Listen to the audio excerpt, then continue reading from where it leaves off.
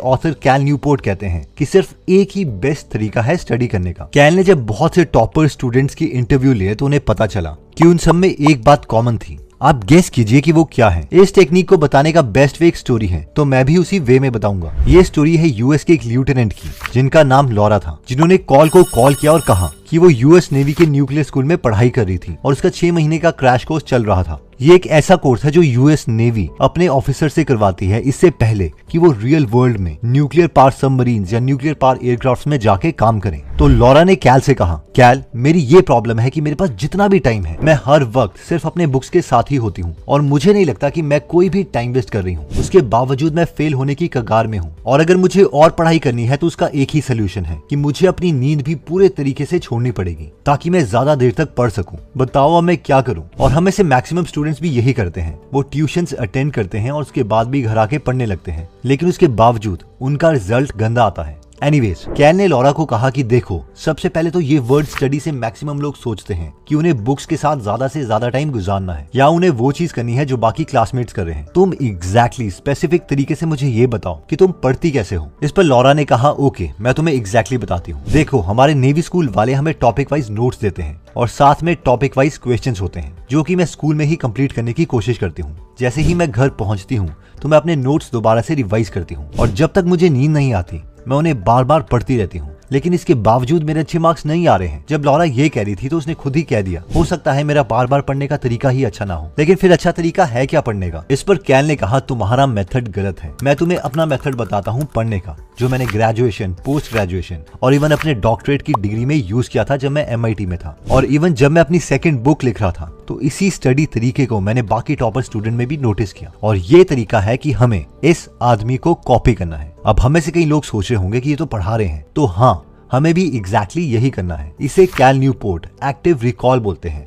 जो कि 3 step process है। 1, हमें प्रिटेंड करना है कि हम किसी को पढ़ा रहे हैं और हमें जोर से बोल के उन्हें पढ़ाने की एक्टिंग करनी है। हमें पूरे सेंटेंसेस जितनी डिटेल में हो वैसे बोलने हैं, ना कि आधे सेंटेंसेस। और 3rd, हमें उस वक्त ना नोट्स को और बुक्स को देखना है, यानी हमें इन दोनों चीजों को बंद रखना है। अगर हम इस स्ट्रैटेजी को लॉरा की स्ट्रैटेजी के साथ कंपेयर करें तो वो बस खुद को स्टडी मटेरियल के साथ एक्सपोज कर रही थी और इस स्ट्रैटेजी को पैसिव रिकॉल कहते हैं। अगर हम चीजों को अपने मन में ही बोलते रहेंगे या सिर्फ हाईलाइट करते रहेंगे तो ये सबसे बकवास तरीका है स्टडी करने का। एक्टिव रिकॉल जिम में वेट उठाने के जैसा है। अगर हम थर्मोकॉल से वेट उठाएंगे तो हमारी मसल्स कभी ग्रो नहीं करेंगे। हमें अपनी कैपेसिटी से हमेशा थोड़ा ज्यादा वेट उठाना है और एक्टिव रिकॉल में ऐसा ही होता है कि हम अपने ब्रेन से ज्यादा काम करवाते हैं, इसलिए हम जल्दी थक भी जाते हैं और इसीलिए एक्टिव रिकॉल से पढ़ने के 1 घंटे के बाद हमें ब्रेक की रिक्वायरमेंट होती है। इसके बाद लॉरा ने इन कॉन्सेप्ट्स को यूज करना स्टार्ट कर दिया। वो जिन भी चैप्टर्स को एक्टिव रिकॉल से खत्म करती उसे टिक मार लेती और उसने नोटिस किया कि वो अपने फ्रेंड्स के कंपैरेटिवली बहुत जल्दी सिलेबस को खत्म कर देती हैं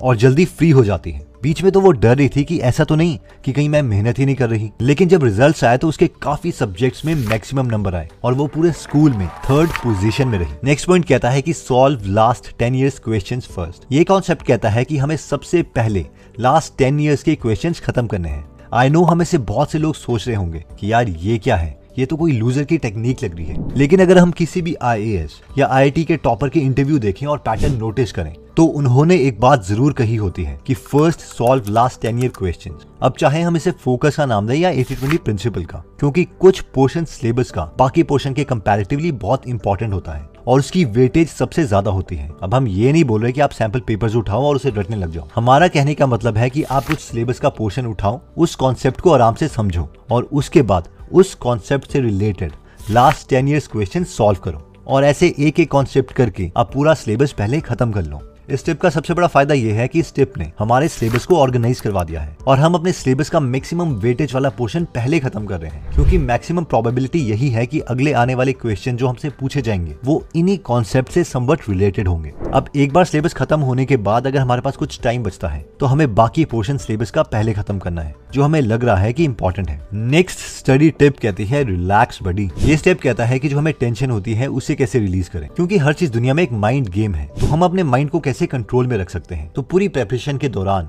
ऐसा टाइम जरूर आएगा जब हमें बहुत टेंशन हो रही होगी, खास करके एग्जाम्स के दौरान या एग्जाम से जस्ट पहले, और दूसरा जब हमें बिल्कुल भी टेंशन नहीं हो रही होगी, यानी एग्जाम से 7 या 8 महीने पहले। तो देखिए, कंपटीशन तो हमारे साथ ही होता है, हमें खुद से कैसे काम करवाना है ये सबसे बड़ी स्ट्रैटेजी है। तो एक स्ट्रैटेजी जो हम यूज कर सकते हैं वो है कि जब हम बहुत ज्यादा रिलैक्स्ड हैं, यानी एग्जाम के लिए हमारे पास काफी टाइम है, तो हम अपने को जबरदस्ती टेंशन दिलवा सकते हैं कुछ ऐसे थॉट्स लाकर कि यार तू ये क्या कर रहा है, अगर तू पढ़ेगा नहीं तो कोई जादू नहीं होगा, इस तरीके से तो मेरी लाइफ बर्बाद हो जाएगी, मैं अपना कोई भी ड्रीम अचीव नहीं कर पाऊंगा और एक यूजलेस आदमी की तरह मर जाऊंगा। और जब एग्जाम का टाइम आएगा और हमें बहुत ज्यादा टेंशन हो रही होगी, तो हमें पता है कि अब हमें अपनी टेंशन को रिलीज करना है, तो हम अपने ब्रेन में दूसरे तरीके के थॉट्स लाने की कोशिश कर सकते हैं। यार ऐसी की तैसी जो होगा देखा जाएगा, कुछ नहीं हुआ तो एक यूट्यूब चैनल खोल लूंगा, कम से कम भूखा तो नहीं मरूंगा, या फिर कोई बहुत मोटिवेटिंग लक्ष्य मूवी टाइप सॉन्ग हम सुन सकते हैं ताकि हमारा माइंड टेंशन रिलीज कर दे। देखो ये एक बैलेंसिंग एक्ट है और गोल सिर्फ इतना है कि हम खुद से मेहनत करवा पाए, कभी टेंशन लेके और कभी उसे रिलीज करके।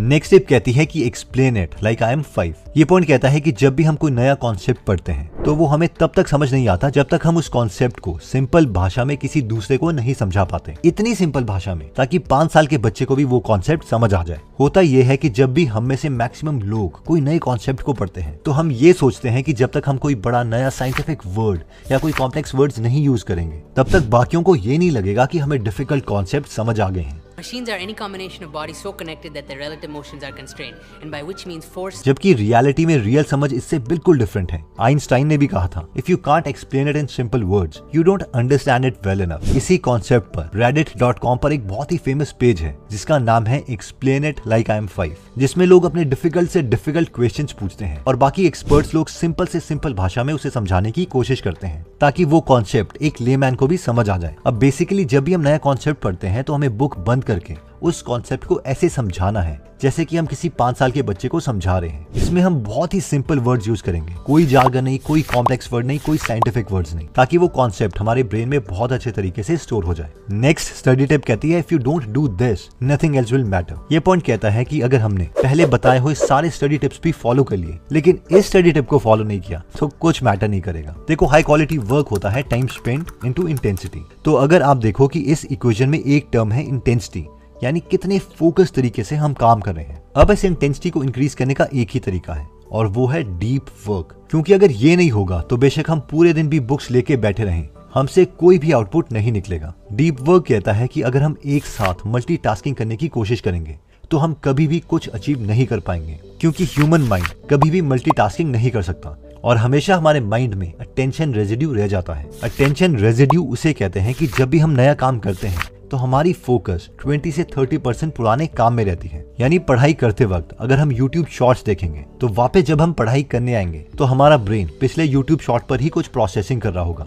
जिसकी वजह से हमारी प्रोडक्टिविटी कम हो जाएगी। तो एक ही तरीका है, वो है मोनेस्टिक अप्रोच, मीनिंग कि जब भी हम गोल अचीव कर रहे हैं तब तक हम उसी काम में लगे रहें। जैसे कि एक मॉन्क अपने तपस्या के टाइम पर 1 से 1.5 साल तक पहाड़ों में चले जाते हैं जहाँ पर कोई डिस्ट्रैक्शन नहीं होती। जैसे कि हैरी पॉटर बुक की ऑथर J.K. राउलिंग 2007 में हैरी पॉटर की बुक लिखने जा रही थी, तो उन्होंने पूरी की पूरी बुक एक होटल में अपने फ्रेंड्स और फैमिली मेंबर से दूर जाके लिखी, क्योंकि वो कहती हैं कि घर में बच्चों का चिल्लाना, कुत्तों का भौंकना उन्हें बहुत डिस्टर्ब करता था और उन्हें एक आइसोलेशन चाहिए थी। 1974 में बिल गेट्स जब बेसिक का पहला वर्जन लिख रहे थे तो वो 8 हफ्तों तक उसी प्रोग्रामिंग में लगे रहे। उनके फ्रेंड्स बताते हैं कि जब भी वो थक जाते थे तो वो उसी टेबल में सो जाते थे जिसमें वो काम करते थे और इसी सॉफ्टवेयर की वजह से उन्होंने $1 बिलियन कंपनी माइक्रोसॉफ्ट की फाउंडेशन रखी। दोस्तों एक बार हम रिवाइज कर लेते हैं कि हमने इसमें कौन से कॉन्सेप्ट्स पढ़े। इनमें फर्स्ट कॉन्सेप्ट था 1, there is only one way to study, जो कि है एक्टिव रिकॉल, यानी कॉन्सेप्ट को पढ़ो, बुक बंद करो और उसे जोर से बोलो जैसे कि किसे पढ़ा रहे हो। सेकंड तरीका कहता है कि पहले 10 इयर्स के क्वेश्चन सॉल्व करो